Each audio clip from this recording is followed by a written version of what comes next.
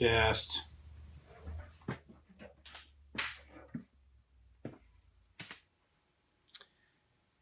welcome back to the channel. In the last video you saw us try to start the car and we failed. And at that point I was out of time being able to use that shop that I was being allowed to use, and I had to take the Camaro home. But a lot has happened since that time. For instance, my wife and I bought a Honda Element that we bought for $900, and we fixed it up for a little bit more than that, but now it's my wife's daily driver. And we bought this shop that you've seen in previous videos in the intros and outros, and it was in bad shape and we've been fixing it up. But the Camaro's been here ever since, and there's a reason why I failed getting it to start the first time, and it's because the wiring harness was a little more complicated than I was used to dealing with.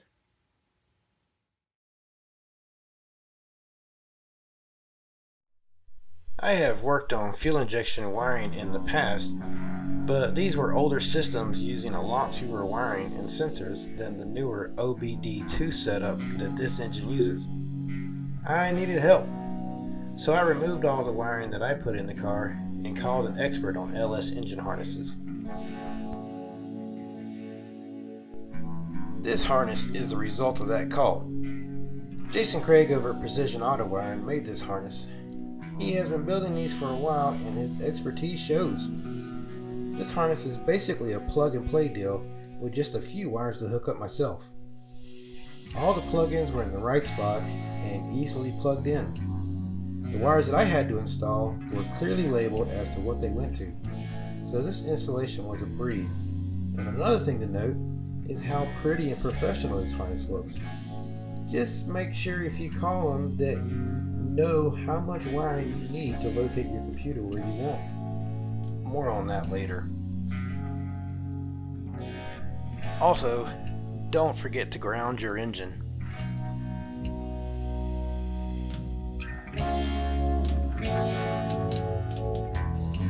I bought the cheapest battery I could.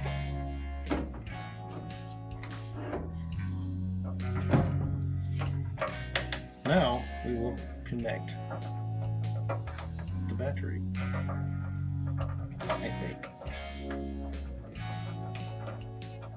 Maybe. Switch it on, let the fuel pump run for a second. Just go ahead and hop in. Switch it on. Crank it up.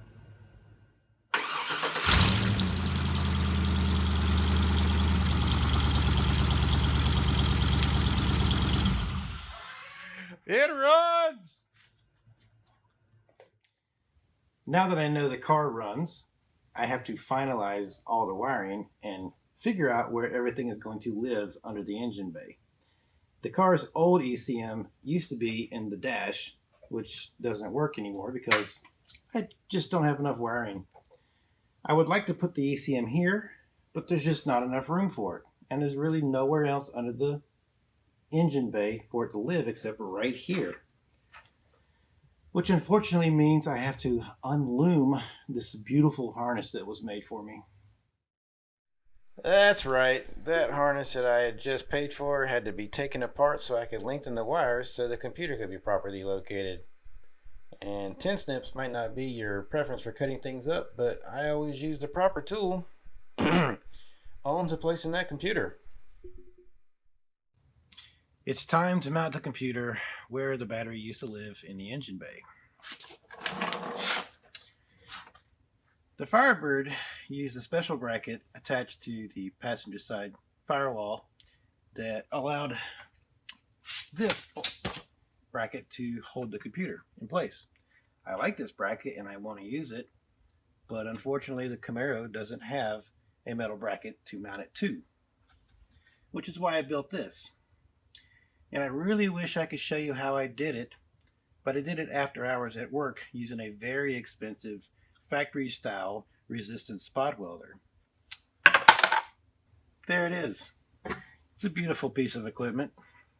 I'm very proud of this, and it looks mostly factory except for the captive nuts that I welded on the backside. And it fits in this quite nicely.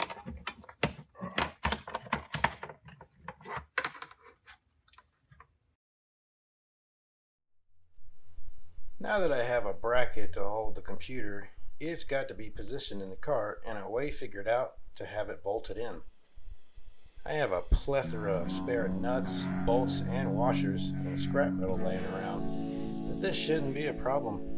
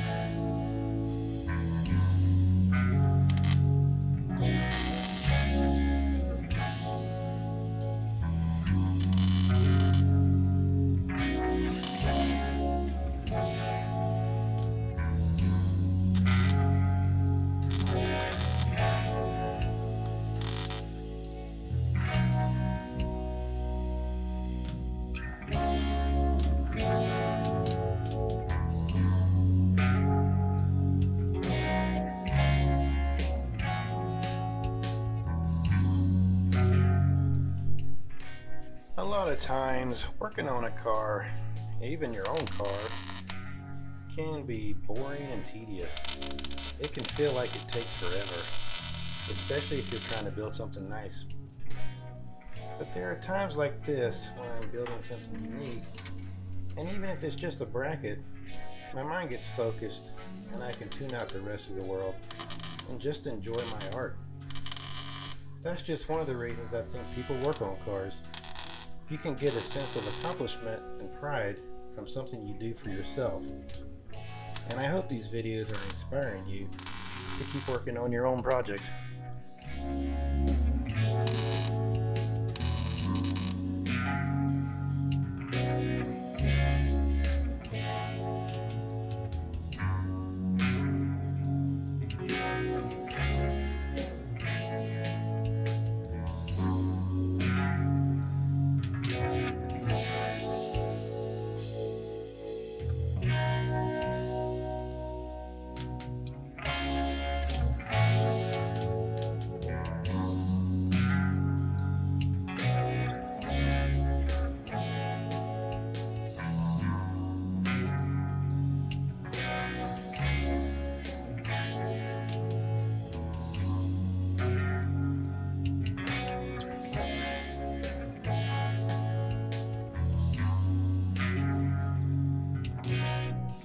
As you can see, making something as simple as this can take a while. So instead of showing the whole process, here it is finished and painted. So now I can install the computer for the last time. I hope anyway.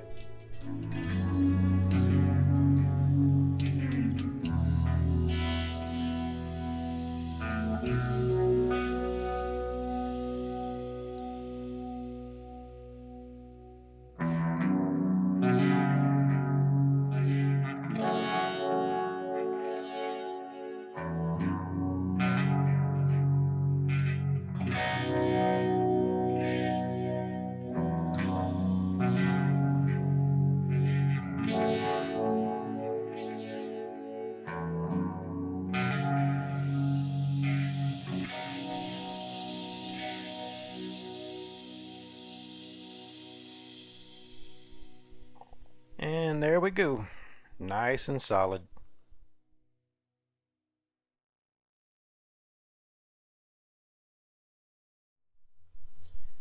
Now we get to focus on my favorite part. Yeah, right. I have to lengthen all these wires so they can be routed in a way that is nice and tidy. And also so I can mount the relay box on the firewall.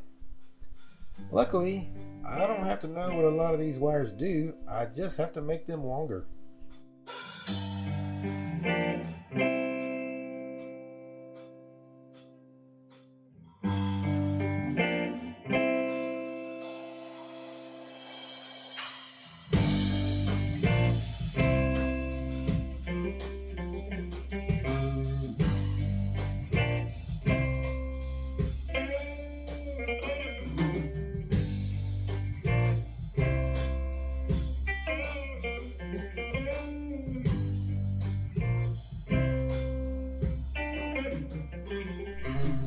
Instead of buying new wires, I am sourcing the lengths and colors as well as the correct wire gauge from various harnesses I have saved over the years. I don't know if I'd call myself a hoarder, but you don't know when you're going to need this stuff. Yep, one by one, over several days I might add, I tackled every wire. Just so you know what I was dealing with, let me show you the process in real time.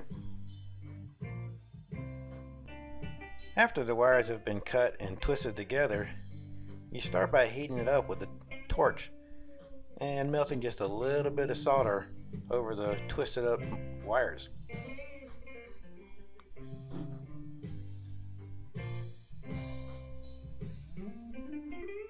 After a while, the heat starts to melt the solder into the wire and it flows throughout the joint. And you can add solder at certain places to make the connection even stronger.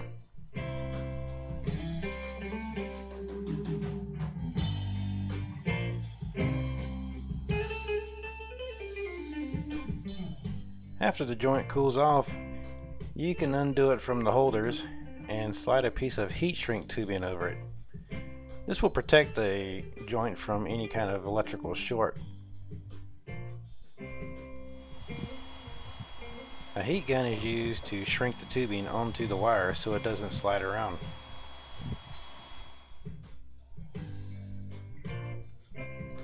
And there you go, one lengthened wire.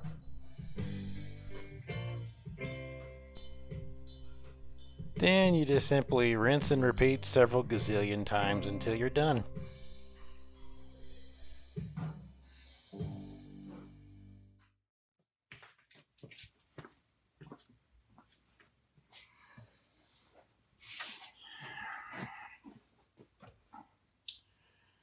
Well, I have finally finished all of the extensions on the engine harness. What a job. The harness has been all taped up nice and neat. The computer is in its final resting location. I still have some wiring to finish up, such as making sure the power leads are all properly connected, and I still have to run some wires through the firewall. But I'm glad to be done with this part.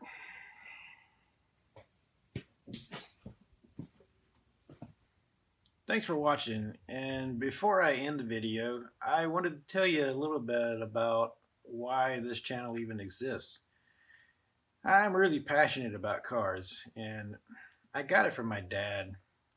He passed it down to me. He used to take me to events like NASCAR races and NHRA drag races and really famous car shows all over the country. And of course we worked on cars a lot. And it's what I wound up choosing to do for a living. I've always been fascinated with making cars cool and fast and fabricating and modifying. And I also like seeing what other people are doing too. For instance, my coworker Christian Longstreak has been redoing his Honda Civic Si and trying to make it cool again.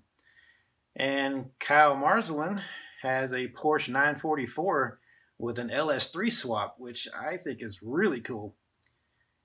Which brings me to you. What are you working on? Send me a pic and tell me about it.